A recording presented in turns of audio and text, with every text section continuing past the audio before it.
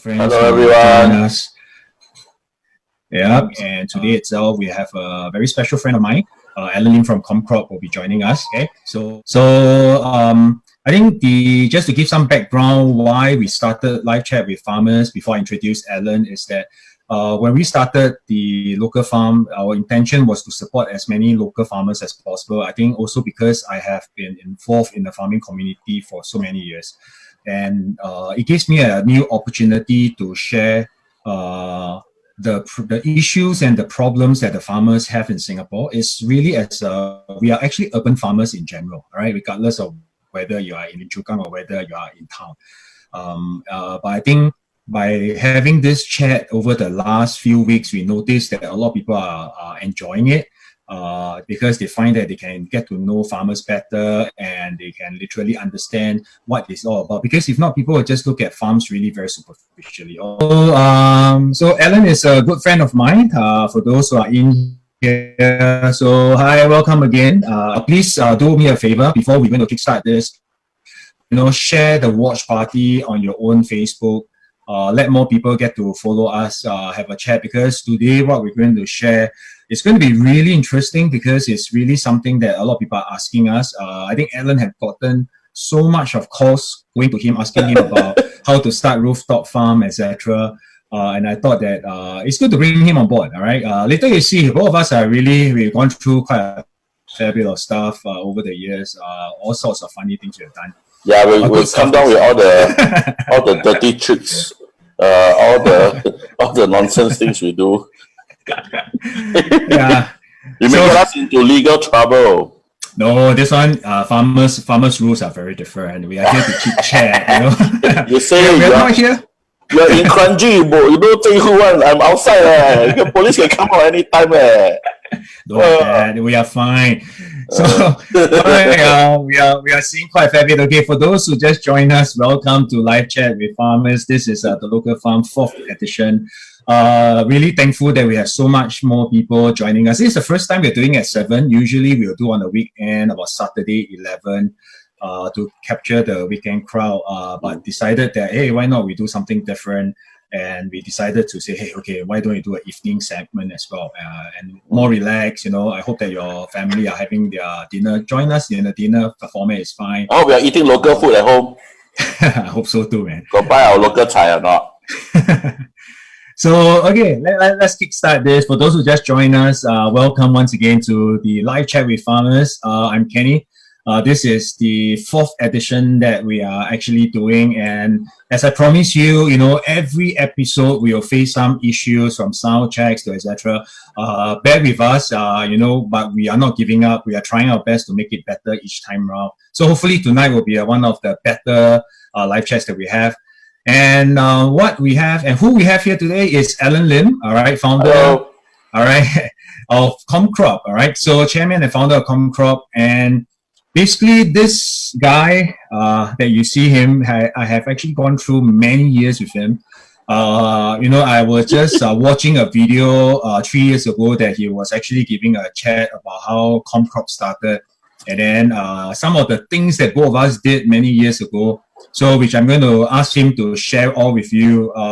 When we talk about urban farms, frankly, I think he is one of the rare few that have been through ground up. We literally dirty our hands, go to a community garden, work with the aunties and uncles, bring corporates together, understand what really community gardening was all about.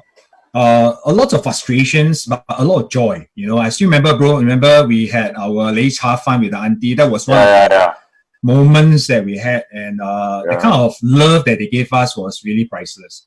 So we were really excitable about that, and I think what we hope to see more is how we can actually push this forward.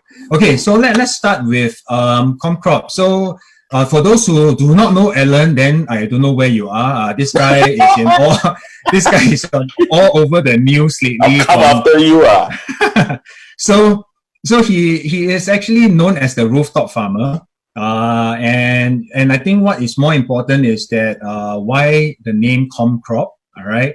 And how does it start? So I leave it to him to share a little bit more. If not, you hear me talk until very bored. So Allan, over to you. So share with us what ComCorp is all about. People are curious why you start ComCorp as well. ComCorp is not a com office. So for all the audience out there, hey, a lot of people will walk up to me, hey, I love your corporate com. I say, what ComCorp? No, okay. ComCorp stands for Community Crop. I'm not the only person who had fathered it or parented it. The smart young man across the other side at Grungy is the co-founder in the beginning of an idea. Community Crop at 2011 was really a very interesting project. We had not intended to be a production farm, Kenny. At that time, we feel that people were very angry. Then we think, hey, why not we get people to come together and then, we sort of share our passion and then also get people to go into farming. Then maybe they won't be so angry at each other. I remember those were the days where society is not like that, right? People were, I remember the incident where people, there was one incident, the resident cook curry, then the other guy don't like the curry, then people start to go on in the very early stages of social media, right? Scold each other. So I think that was the beginning and the whole idea of being a ComCorp. Yeah. But as we go further and further, so if you go to YouTube and you search ComCorp and you go all the way down 3 page, 4 page down, you see PowerPoint presentation of we all digging soil with auntie, very, very at the beginning. They carry the chicken sheet. But those were the beginning of things. I think 2012 or 2013, right? We went to MND for this very funny forum where we have all the developer. Then it was me and Kenny sitting there, and then 2 of us like, what the hell are we doing here? Then the rest are all the developers in Singapore. Yeah. And then I think at that time, I think MND was trying to look for better greening of our city. Yeah. And then 2 of us were invited there. We're sitting in one corner, really one corner. Then all the big developers were there. And then they were saying, Mister, if you give us more land or more ratio, we can build more greenery. Then I think the more we hear this, the more the 2 of us were like, well, I was scribbling in my little notebook, what the hell are they talking about? I think I looked around at Kenny and he was doing the same thing. then we decided, what the hell, nothing to lose, right? And then we went to propose and say, hey, it's enough trying to build those things, trying to grow things that people cannot eat in the city. And then I remember I made a very, very interesting comment. I said, you build so many rooftop farm garden, all the beautiful scenery, who goes up there? People go there to smoke. Then they look at me with big eyes, and then of course the developer look at me with dagger eyes. We thought that's it, right? But I think we were young and foolish. We really didn't give a shit. Who is not? So we didn't bother, right? So I think after that, I think DS came out and says, hey, we're interested in your idea. And then lo and behold, 2013, we got this place in Skate. And then we piloted rooftop, right? Yeah. And 2013, we have already determined that it is not a fancy go and do yoga, drink coffee kind of farm, right? It has to be production grade. I still remember, when so for those who just joined us, because Allan, we have a few our common friends out here. Rachel is in. Ying Ying is here. Hi Ying Ying. Hi everybody. Hello. Okay, so the key itself is that for those who have missed what Allan had shared earlier itself was that, we literally many years ago, way back in 2011 and 12, we actually did community farming at Bukit Panjang. It was really a great experience because one of the things that I think I still remember talking to him is that we don't get it is why community farm must be in a fence, within the fence. Right? And the thing is that why community farm, the garden outside the fence looks better than the farm inside. So we were like challenging our thought process. As what he says, we are young ones, right? We live dangerously and we felt that let's do something about it. But that's how it all started. Hey, Angela is in, Allan. Hi, Angela. She probably had sorry 2-3 times already.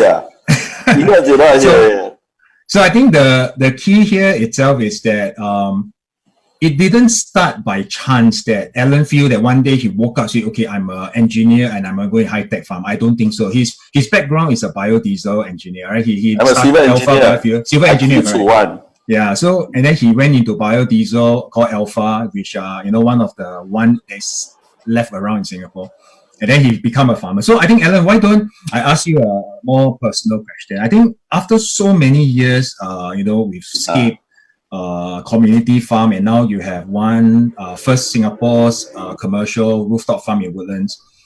How would you see like 3 things that you learn about community farming? I mean, especially at Scape, I think that's the largest takeaway that we have, right? I mean, you, especially for yourself, you've seen so much of things, students coming, aunties joining, as our volunteers and paid staff. So is there anything you'd like to share with everyone? What's the takeaway?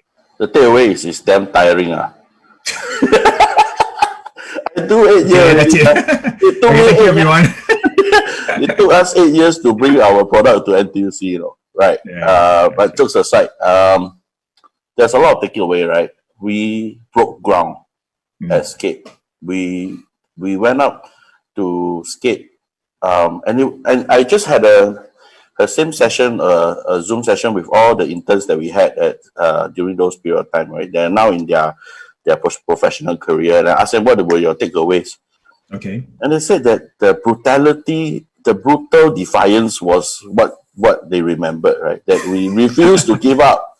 We refused to, listen to logic at that time. Yeah. We were going really shoestring. But I think at the end that it proves a point, right? When we felt that the idea was right and the morals are correct, there's really nothing stopping us to do this. The other thing, go ahead.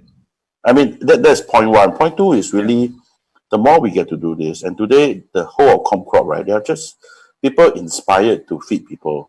And I think we talk about this a lot, right? That is, why do we want to grow food? We don't go and make bread. We don't go and sell. I mean, you sell beer, you make bread probably. But why do we choose this? I think there's a certain nobility in feeding people. That whole idea of being in a way to support people has always been the DNA. Then the last one is actually, more importantly, we are able to create a lot of work, I mean, we started, then we had some aunties working for us, 3 aunties, right? Today, ComCorp has grown, and we now have a team of seniors from care homes coming to work with us, for meaningful work. Provided that meaningful work was something that I always feel very inspired about. Yeah, so I guess the takeaway point was always been, I think, believe in what we were doing. I think we believe very strongly. I always been inspired by our community, and also the whole idea of feeding people was, I think, when it became reality, was quite fulfilling. Yeah, I'm sure. So I think for those who just joined us once again, welcome to Live Chat with Farmers. I have Allan Lim here. How many people join us already? Currently 25,000. Wow, hey, I thought Wang Lei can do 30,000 leh. Don't you sing song You must meet Wang Lei today. Yeah, but anyway, the key is that for those who just joined us, you realize that Live Chat with Farmers is always this fun because we really went through a lot together as well. And Allan Lim is actually the founder and the chairman of ComCorp, and he's going to share a lot more about the current trend. And it's like a buzzword right now. Everybody is talking about urban farm. Everybody is going about high-tech farming as well. And what he just shared earlier was something that is very close to my heart personally. And I think both of us actually walked a pretty long journey to literally put our time to understand community, which I think we are passionate about. But having said that, a lot of people misunderstood that, it must be charity. The whole fact is that when we first started, we knew that it has to be a business and it must be sustainable. When Allan earlier said that it took 8 years for him to put his vegetables onto supermarket, guys, that's how long we took, right? That's how long he took to ensure that vegetables are able to be produced, able to go into supermarket sustainably. Means that every week without fail, I can give you vegetables, and not just, this week I have a bit, tomorrow I don't have, then I don't go. So that's the reason why ComCorp is the first commercial rooftop farm, and a lot of people really curious. And I know some of you who join us, you also have the intention of bidding for the farmland. I'm going to share that later on. I will let Allan share with you what are the things that you should look out for and some of the positive and negatives that you should also watch as you go along. But before we go into that, I think for those who just joined us, if you have questions about urban farm, dying inside to tell us or question Allan, he's here. All right, tap his knowledge. He has vast knowledge about things as well. And for those who do not know where ComCorp is, ComCorp, bro, where is ComCorp currently? Where is it situated? It's on a 20-year-old building with JTC, and it's on 15 Woodlands Loop. And 15 Woodlands Loop is a giant food hub whereby there are a lot of central kitchens. So we are there. We're right at the rooftop, and it's currently a 6,000 square feet space, but we are probably going to expand very, very quickly to fill up the rest of the rooftop. Yeah. So, and the thing is that, first commercial, so there's a difference between I have a rooftop and I grow some vegetable versus what Allan is doing. For those who have no idea what's the difference between a rooftop farm and a commercial rooftop farm, his objective as a commercial is to grow and sell as a business, right? And then there's a hobby community farm that we grow gardens for people to bond, community, come together, share, etc. So that's a fundamental difference between these two. And Allan, that's one of the cool things that, everybody that I chat with the young ones, we mentor so many, we share with so many people. One of the key things that, when we talk to farmers, people say, oh, farmers is so cool now. Urban farmers, the coolest. Well, it's like we are changing the world.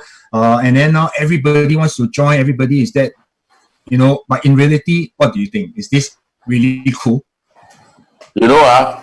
I roll my eyes so many times after like some you talk, right? Then talk, all these people come up, and you have people who are all walks of life. Wow, Allan, great presentation. I like what your rooftop garden is doing. Wow, then after a while, hey, come, meet Allan, the rooftop gardener. Wow, I roll my eyes until the vein all pop out already.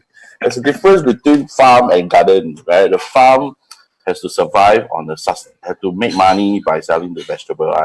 A garden, people pay you to maintain. So I'm leveraging on your popularity to set this straight.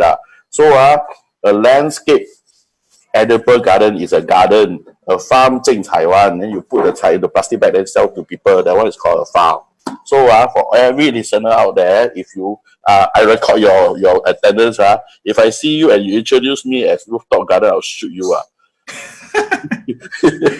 We're gonna lose people again. Hey, I endure 8 years every time, but I think people are getting better. The young people know what farming is, and I think that is the important thing. You remember years back when we do this, people don't know what farming is, so they always refer to it as garden, right? Because in Singapore there's not enough gardens. So I think that's the fundamental change that we have now today, whereby the people now know what farming is. But really, I think I was just listening earlier to what Allan was saying as well. I think one of the most important thing about going into farming itself is not easy. I think it's cool, definitely. Everybody wants to be an urban farmer. And the most important thing itself is that, farming must have the passion of being a grower. As I've shared that many times, no farmers, no food. And I think we are all on the same page together here.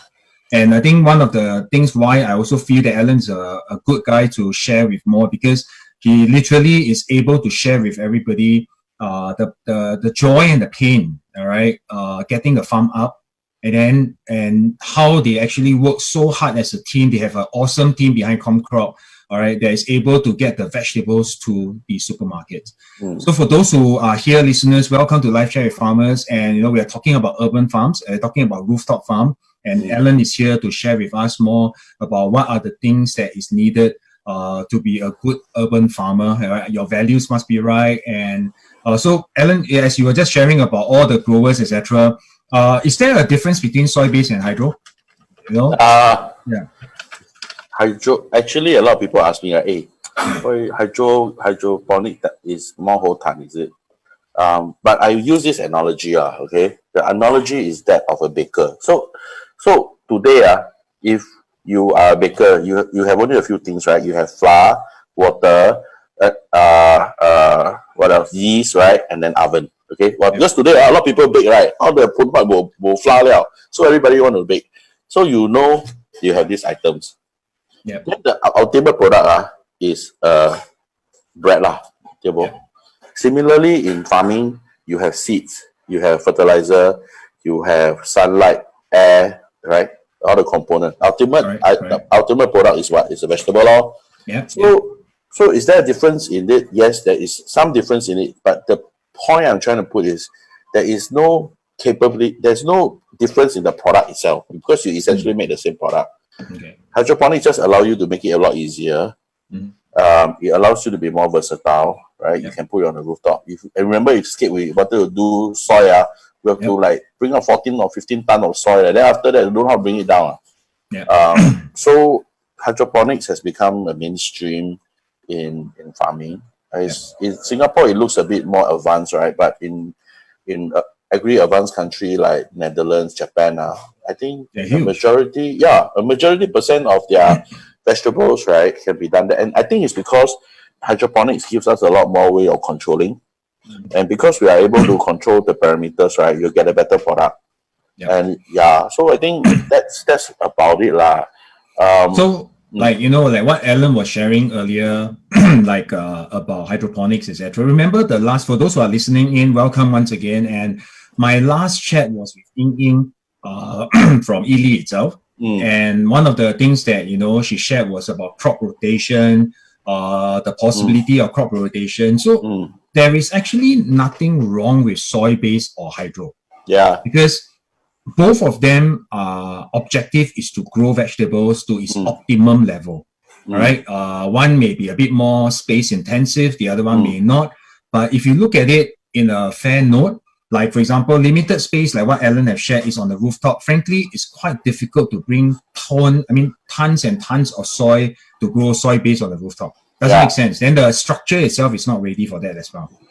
But for an existing soil farmer, what they have actually change and move along is that the harvest that they have from a simple, remember Ying was saying that they have more than 10 harvests, 13 harvests a year.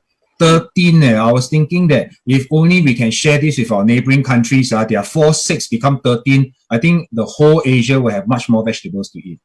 So there is no right or wrong. All right. And I feel that both is just as important.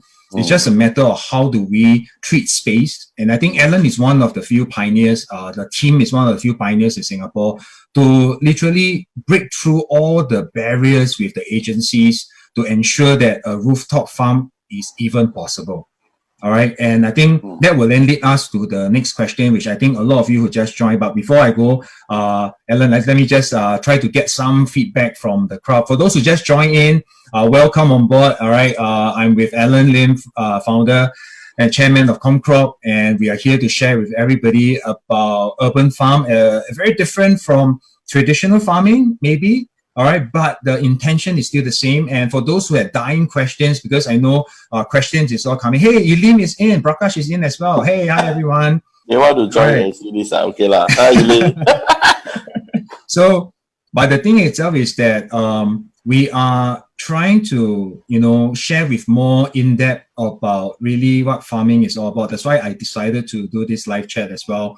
And I think if you have any questions that you'd like to ask regarding farming, please just drop us a note. Let us know what you have. I will be asking Allan on that as well. Okay? Why? My mother is watching. Mama, hi, auntie. Don't worry, 我会照顾好好。Okay, all right. I think so the whole thing itself, that those who are here, as you can see that Allan and myself, we really chat, and this is what I enjoy about live chat.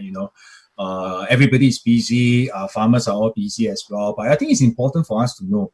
So okay, now let's go to something a little bit more technical and more business, in the sense that we have received quite a fair bit of things coming through.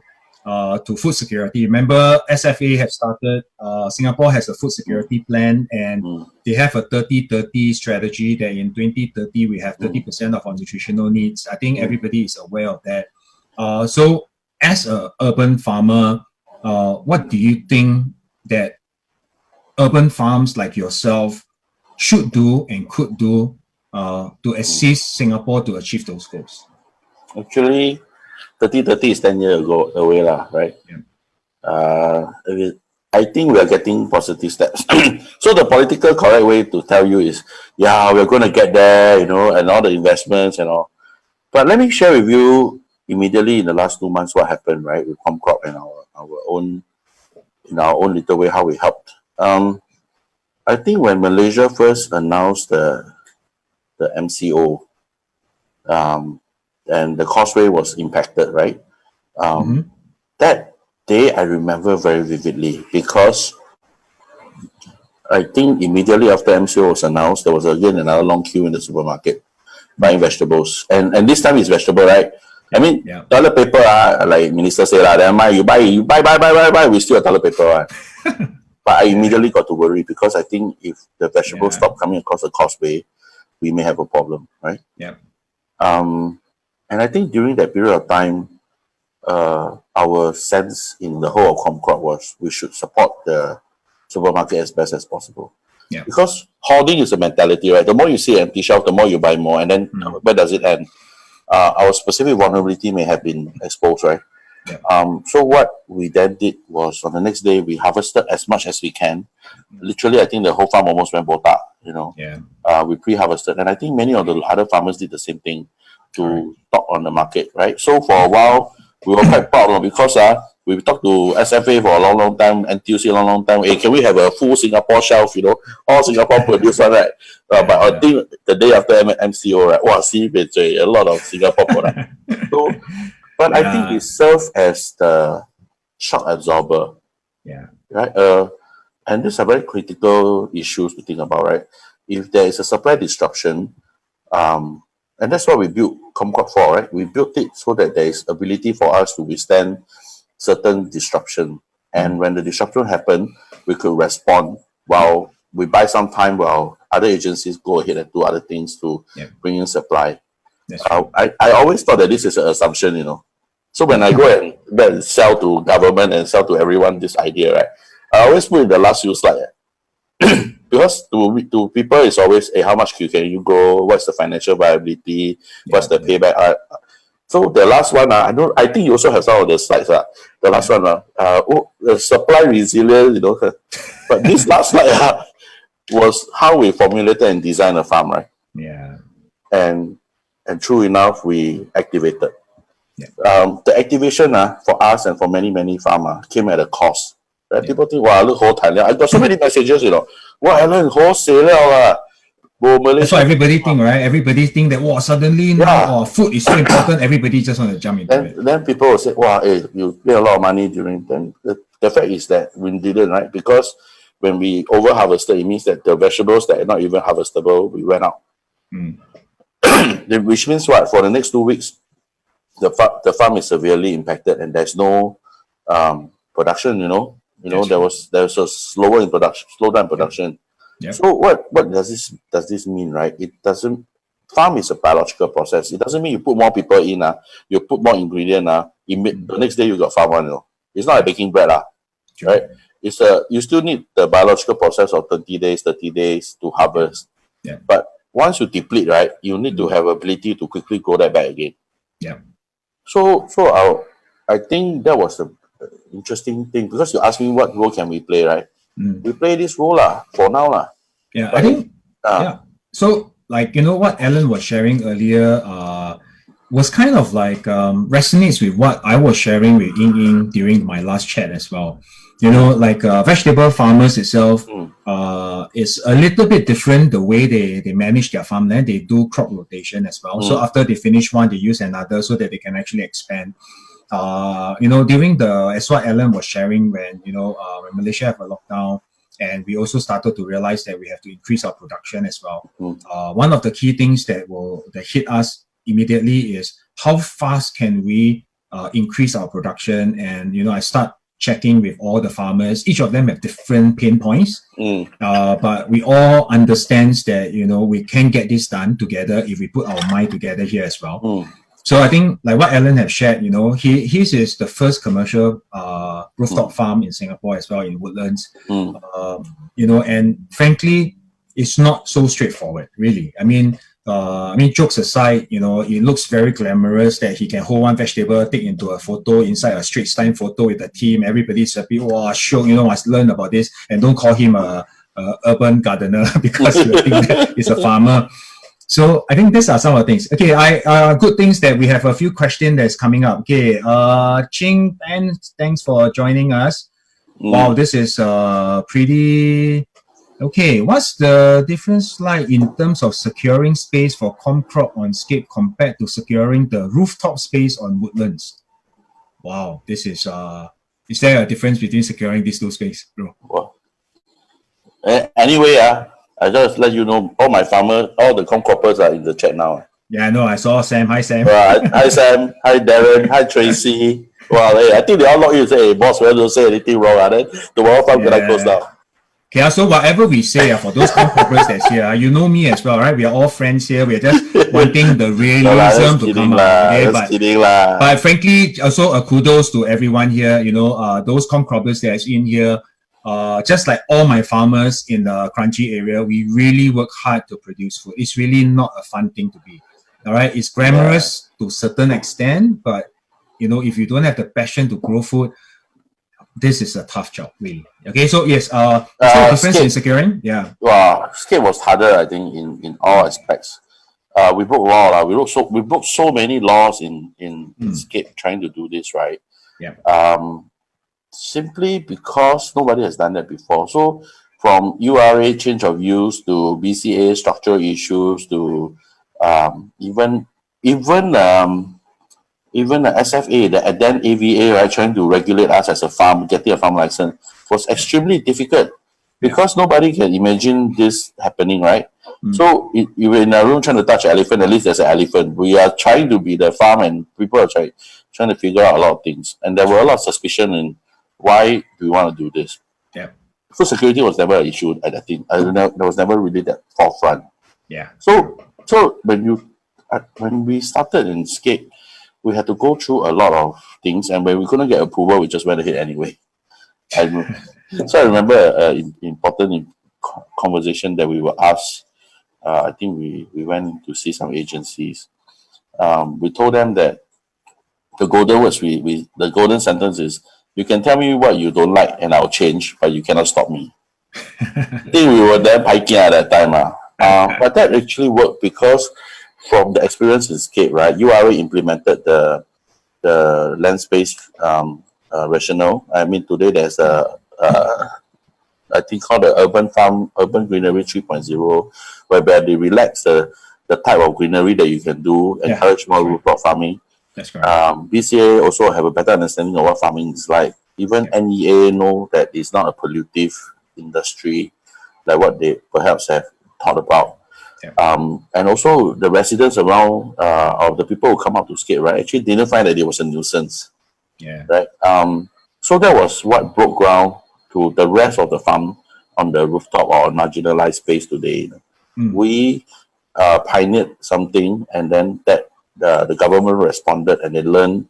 So today at Woodlands, it was more procedural than actually trying to break rules. Surely there was some gray area, but SCDF knew a bit more what we were doing. URA knew a bit more what we were doing. So it was approved. They didn't say no. That was the important thing. Yeah. So for the next few farms that's coming up for tender, right, the chances of them saying no is even lower and lower and lower. Yeah, pioneer is always the toughest, right? Yeah, right. Yeah. So there is already some precedents. They are not so worried about the misamenities. Even the structure, they now can come to Woodlands and say, oh, but this is what a greenhouse look like. So, you know, for those who just joined in once again, welcome to Live Chat with Farmers. You know, today we have Allan Lim, founder and chairman of ComCorp, Singapore's first rooftop commercial farm, that's here with me to share with all as well. And keep the questions coming. We have quite a fair bit. And Allan, I was just looking at some of the questions. Right, Ching is actually doing her dissertation. Really? She promised she will not put your name inside because she said Ching? Ching SC. I don't know. Ching. Oh yeah, Ching. Hello. Okay, so I think she came and interview me, right? Okay, so Ching, because your questions, there's so much of things, but I will remember them. I will try to gather some of the others. So we have another listeners here that's joining us today. Hi, Tammy. Thanks for your question. Hi, Allan. What is the toughest factor you face getting your crops into NTUC? Is that a trade secret? Voila. You see this shirt? See, ComCorp. This one, my best. This straight away can go in, right? This one, Peter Barber, our CEO, on day one, you print this for us. Why? Because it's about the brand. Yeah. We carry on a mission. You cannot be just any vegetable you put chilang, one basket, throw in and expect people to buy. I think it's going to be very meaningless. One of the best things that Peter did with us when he came on board was establish ComCorp as a brand. And Kenny, right? Brand is not just put a logo out there, but really the team work together to ensure, Sam, every day during COVID-19, circuit breaker, she every day in the farm doing what? Making sure that we can grow, making sure that supply is not cut. So these are the first few criteria you want to talk to fair price. If you go there, I got fancy strawberry, but only one time, you won't get it on. Yeah, I still remember. Yeah, right. But it took us quite a while before we could do that. But I think our earlier days, our skate time, we really went to talk to them, but our volume is just too small. And then very inconsistent. So when we first established in Woodlands, our first sale was to NTUC. Yeah. Very surprising, right? But they said, okay, we will try you. These are the rules. We cannot do any other way because it's massive, right? So you are a little animal trying to go on top of a bigger animal. So we have to follow the rules, and quality, consistency has always been an issue. So we have to address those. So wear this shirt is what though? I have like 6 of this shirt Peter give me, and it's usually my size. Especially custom made one. So I wear this shirt, I put in the car. Any issues, you have to go to the fair price. Just go in, talk to people. And I think we do a lot of times walk in the supermarket, right? To let people know what the product is about, especially when it's local product. In Singapore, right, there's less recognition of Singapore product. Exactly. So if you go to market, they will prefer the imported product more than the local, right? And I think the perception is changing. But it takes multiple layers. So the more you are engaged, So again, another groundbreaking thing that we're doing is we're really walking the ground, making sure that people will buy. And all we need to do is to change the perception that Singapore vegetables are less, tasty or more inferior. I think we win the war, and that's a heart and mind kind of war that we need to win. I think a lot of listeners and also some of them who joined our live chat over the past few episodes, I think a lot of feedback that came to us is that they didn't realize the depth of agriculture in Singapore. All right, because all they know is that Singapore is just saying, no land, so must go high tech, and our government say we buy food from all over the world to put our eggs in all different baskets. I think that's what a lot of people are looking at as agriculture. All right, so the moment I start sharing with more in-depth about the farming problems, like I shared with the eggs, that we produce only this amount of eggs and we consume so much of eggs, and then now vegetables. Last week when I was talking to Ying itself, many people really wrote to us and say thank you because they understand now why Ely itself has only 5 types, and they only produce these 5 because they're optimum. They do crop rotations at the optimum level. That is productivity, right? So, and what Allan today is also sharing with us today is on the other spectrum, which is on the rooftop. There is literally an area that nobody cares. He made use of it together with his solid team itself. They went through all sorts of pain to ensure they can produce certain quality standards on a regular basis. I think that is the toughest. That's why with so much of talks about urban farms, you know, we have so many urban farm firms that is around in Singapore itself. And we also can sense that there is an up and coming kind of demand. People are saying, I want to know more. So I think that's something that we are all here for. And for those who just join in, I think there's a lot of people joining us. Allan is in as well. Maybe Allan is the other Allan, you know, the one that did your mentor. Mentee. Hi, Allan. Hey, now they are damn successful. Yeah, maybe next time I'll talk to them about rice. Okay. Okay, so the key thing itself is that just back to Ching was sharing earlier on her long text.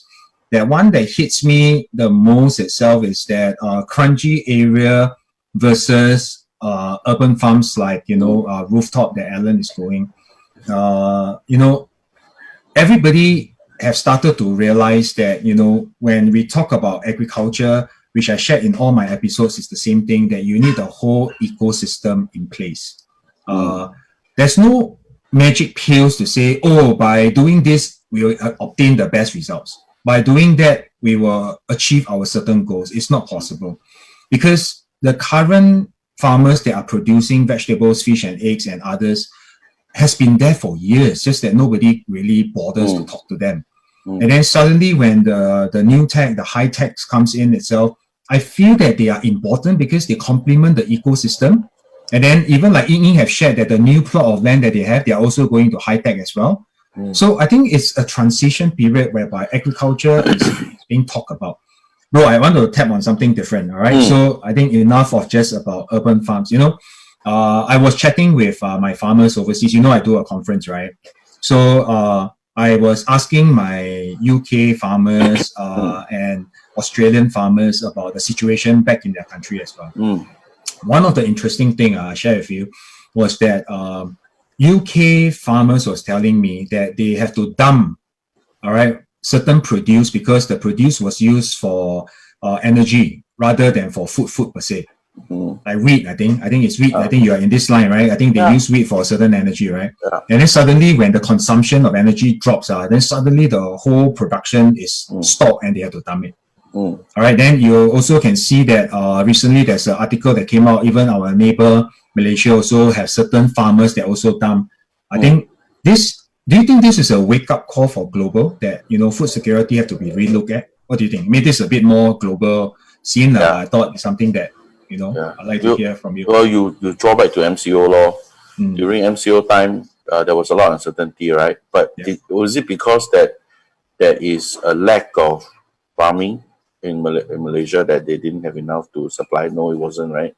It was the intermittency of the supply chain disruption. So basically, you can grow a lot of things at one place, but if your supply chain is broken or somewhere disrupted, then the farmers have no choice, especially vegetable, right? If I cannot bring it out, the vegetables will be gone be rotten in 3 to 5 days. I don't have enough capacity to store it. I have to dump. So that's one, right? The second one is the bigger problem of climate change. Today, while we rely on diversification, right? We can diversify our supply to all around the world. But climate change affects everyone. So where you diversify, one time climate change come, you know, everything, right? Exactly. So how do we build resilience? So I think when you think about food as a system, you need to build base system that is like a foundation, which is like a local farm, right? The farm that is local, that hopefully in future we could invest enough technology so that it's climate independent. Indoor farms will be something in the future, right? No matter what climate change is, we still have something to eat. Then you can think about the bigger picture, right? So that you can build upon this.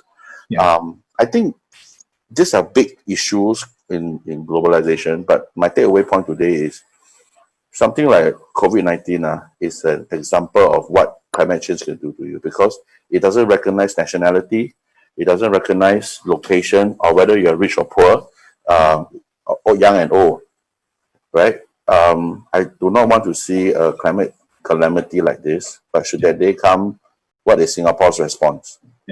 Agree. So I think very big topic. Okay. No, I think these are some some of the friends that's here. It's a big topic, but I thought it's something that is deep rooted in our heart as well. And that whatever Allan shared really resonates with me in the sense that that's also the reason why I started the Survivor Pack. All right, because we can talk so much about we need local, we do that, but we have to put an action into the gameplay that we need to support the farmers by buying their produce, really. I mean, so that's why, when we started the Survivor Pack, we kept it simple. We just get the fish, eggs, vegetables in and, every week deliver. That simple action that we can tell our farmers that we are going to give it to you is a certainty and also kind of confidence that, wow, locals are supporting us.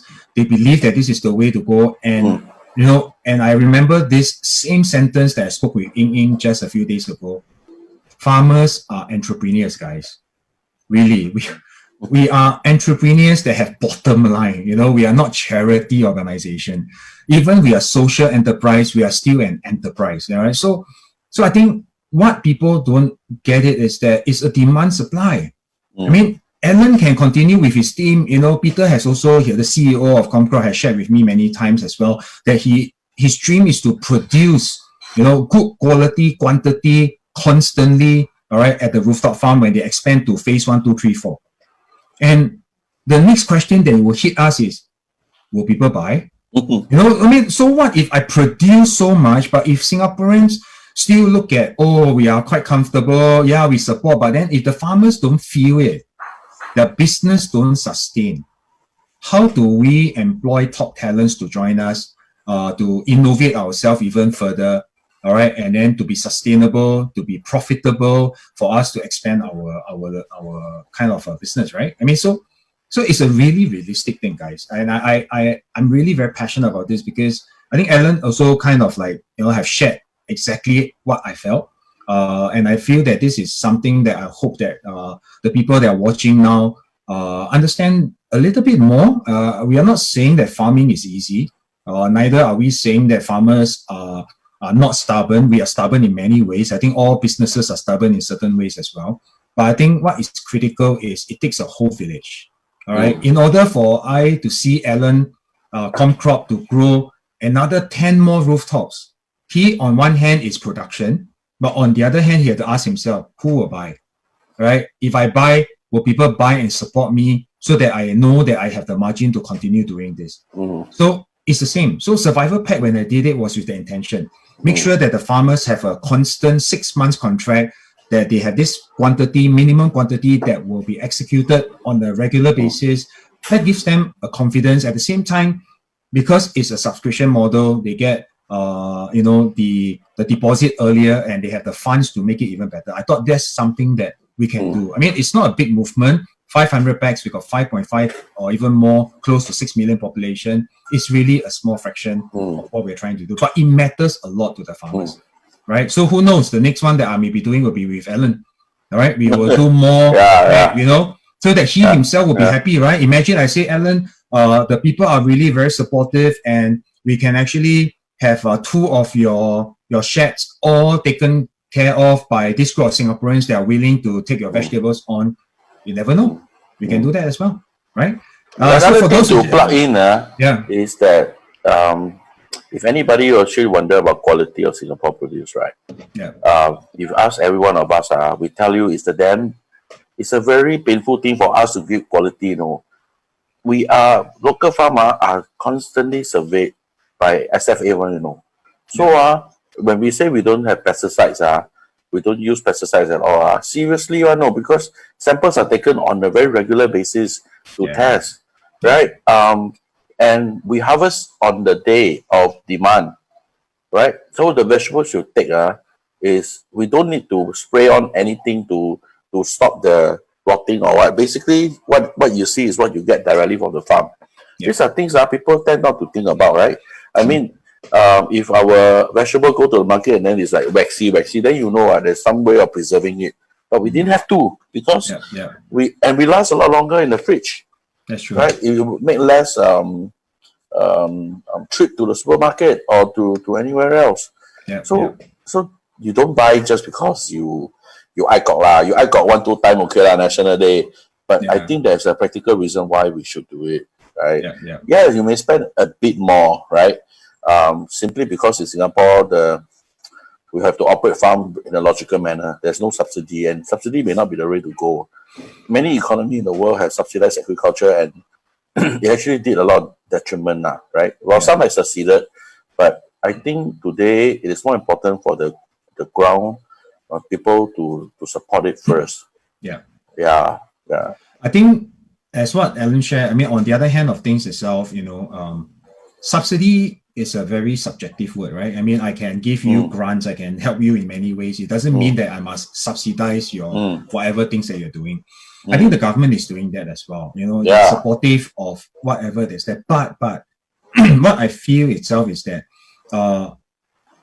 Singaporeans in general, we will never be able to go back to where we are in the 60s, that we are 104% in pork, 100% in eggs, 100% in vegetables. There's no way. Singapore has developed to where we are today at the sacrifice, right? So we are trying to target 30%, 40%. We are trying to increase our production to as a reasonable amount as possible. But that reasonable amount will never be enough to feed the whole of Singapore. All right. And I think farmers in Kranji or in Singapore, all of us are aware. We know that it's not easy to reach that demand because our population is getting so big. All right. And everybody wants to eat more. All right. So I think what is very critical. Eat better. Yeah, and eat better. Exactly. Yeah. And the key thing itself is that I think what is very important for everybody to understand is that you may find that just supporting local by buying the produce may not be a lot of things, but it means a lot to us, really. You can't undermine the fact that every week, Actually, nowadays not so bad. Nowadays, you say you local, okay, so in the past, you go market, like that one. Auntie, 你去问她 Auntie 有没有金马伦的 They always push you 金马伦 one, right? Then after that 泰国的 then 泰国的没有了就 go further, right? So 金马伦 north, then at the end China. Then after China 新加坡的在那边旁边 But today the wet market 那些 auntie 可以跟我讲新加坡的排第一了对吗？新加坡的排第一 Also a lot of people nowadays I also kepo wet market, right? 很多人你会听到就是有没有新加坡菜本地 But you also know the auntie nowadays also a bit funny 不是新加坡的菜也是讲新加坡的菜But I think the recognition it's gaining ground, for sure. There is I think the key thing itself is that definitely is getting much more like over during this COVID from our grocer that we started to sell local vegetables, fish and eggs. More people are aware and people can see the benefits of eating local because it's fresh and yet it's really because from farm to home or farm to table is really at a very short time. So I think I agree in the sense that the momentum is gaining, but I feel that it may not be large enough to justify in many aspects. You are still growing, but credits has to be given for sure that more and more people are looking at Singapore brand. And I think that's very good because we are not talking about farmers, frankly. Farm produce is one, but all our friends here also have businesses. They have local companies here, local brands. I think supporting local, frankly, is the way to go. No, Kenny, I want to tell you something. Yeah. Your bistro it's only one of the few bistro or F&B I know that when you say you farm to table your dish inside got a lot of Singapore farm thing on it. Yeah. But so many F&B out there when they say Singapore content from Singapore I feel a bit sad. They serve you a whole pasta, then on top the little bit of basil is local, right? Yeah. I mean, I know sometimes we also there's a lot of debate, right? They say, hey, we want to buy, but you cannot supply. Yeah. Then there's another say, oh, I want to buy, you're too expensive. But the point is this I mean, today if you 兴趣做want to do it I think all the farm will support, right? Yeah. And also consumer don't every time the you buy the thing then you say farm to table a bit more expensive, you don't want to eat but over time I think the price will stabilize. So what we need is really, I mean, got people look got F&B one got all these people Elim is here. Elim, he got a restaurant. Kill your Elim. We tambo one local. It's like how to steamboat lah when COVID over. So all these things, we got error our friend. I think next time they don't want to see you. Suddenly our chat all goes quiet. My quality immediately exit that day. Boy, Elim says she love Gardenasia Bistro. Look how steady. Thanks, Elim.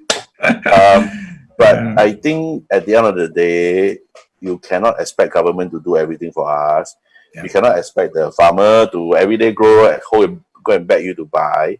I think the rationale is this lah. You touch your heart today you want to go out and eat something. Is it more worthwhile to buy something from your fellow countryman? If it is then 我们做了就爽了咯. If it's not then okay lah, we work harder lah, what to do. So I think we have a great chat. For those who just happen to swing by, share the watch party. This is a live chat with farmers, our 4th edition. Today I really privileged to have my buddy here, Allan Lim. All right, chairman and. I thought you would never invite me leh. I will. I think it's my turn, man. So the key is that I feel that we really need to have a channel to let our farmers in Singapore to share with more about the local scene. I think that helps in many ways.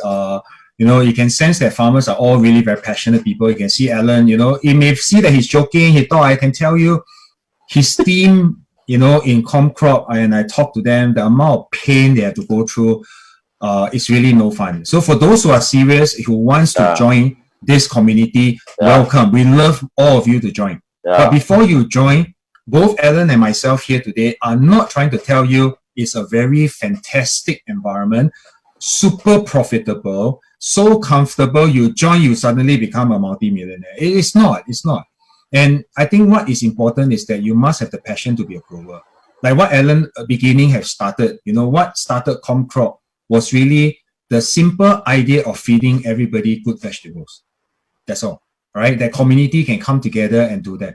But having that journey until today itself, 8 years is what he took with his team, right, to put his vegetables constantly in NTUC itself.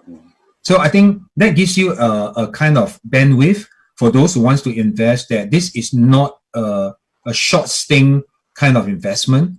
And growing food is for life. And I think I personally would say that I feel that after knowing the farming community for so many years with all the friends from overseas that give me a lot of feedback, this is the way to go. Right? It will literally change the way how things are done, and I feel that this is the way to go as well. All right. So Allan, thanks, Allan. Thank you for coming and saying that Gardenasia Bistro is good. You never leave. Someone should give you a big hug. Point is this lah. Any last point before we wrap up? I got a lot of very lost one. Now you let me go. I will tell you a lot more things. We are not Razor. Well, I'm not Tan Ming Liang. Okay, I cannot. My factory one day in need I go and make 5 million masks. I am not. We are not. No farmer can. Right? When the country is in need, the Razor type of people can do this kind of fantastic thing. But when the time is in need, we can only do our part to make sure that in everything we do, we give our best to it, right? But the point is this: since it's the last word, right? I'll spend about 1 minute, a minute and a half, talking about the crew, and I don't know whether I have ever publicly thanked everyone before, but if behind every farm, you see me, you see Peter, and then you always see the two of us. No, I think there is in my farm, Jonathan Carrington, Tracy Carrington, husband and wife who comes up in our farm and work every day. Singaporean Sam, Samantha Chin, who has been with us for the day she just told me 6 years or 7 years already. That's a long time, man. Darren Tan, who came up as a Saturday visitor, our farm tour, then ended up staying, and then today she's doing so much work with the community, building educational farm for schools, teaching them hydroponics, and so many other people. My wife Dixie, who your wife Agnes, who see 这两个神经病 go and do this kind of thing for 8 years, then we get there. Then and Peter Rubber and his family, who who I sat down with drink a cup of coffee with him and say, hey, want to do farming? The next thing you know, buddy up, hey, come, we do this. Yeah. Our mentors along the way, people who helped us along the way, even people like Eileen who never fail to give us the support. Right? The only thing we can give is the commitment to go turn up every day, right? To grow the best produce, to make the best things we can do. That's all we can do. But anyway, a big thank you to my team, lah. I think those who are listening here, I think can feel his pain, his gratitude, his love for what he's doing. And, I think no words can describe, even a thank you today may not be enough for his team. Bye.